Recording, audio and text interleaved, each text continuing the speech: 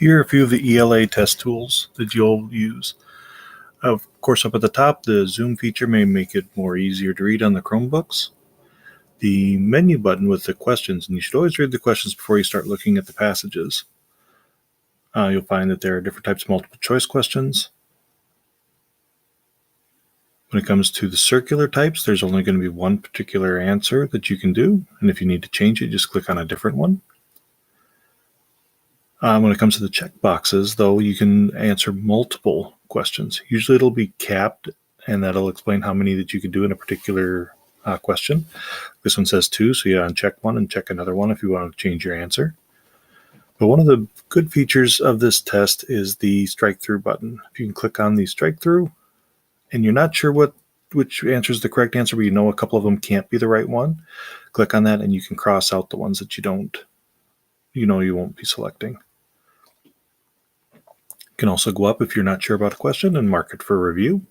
A little flag before you submit the test. You'll be able to go back and review those during that testing session. Once you've taken a look at the questions, making the passage easier to read, use the arrows up at the top to move into the text.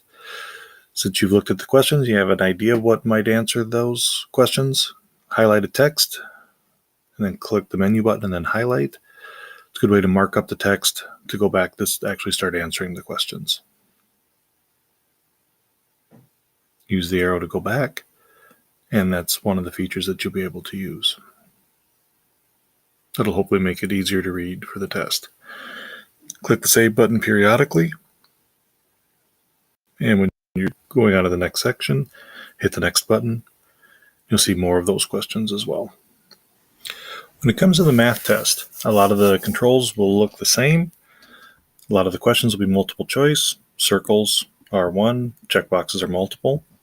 Use the zoom feature to help see the test question a little bit easier. Some questions will have a calculator that'll pop up for your use, and others will not have that available. Again, here you can use the strike through feature to strike through the ones that you know may not be the right answer. Click out of there in order to get out of the strike through feature. Mark things for review.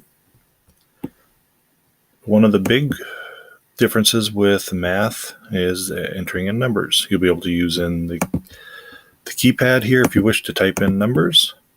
But you can also use the number pad up at the top of your keyboard in order to answer a question. When it comes to the math test, though, one of the big things with the math test is going to be if you don't know how you're supposed to answer particular questions using the tutorial feature. That's found within the questions. Click on tutorial, and it'll explain how you're supposed to answer this type of test item. Not necessarily your question, but this sort of test item. There is no sound to it, so you'll need to read the instructions here as you go along.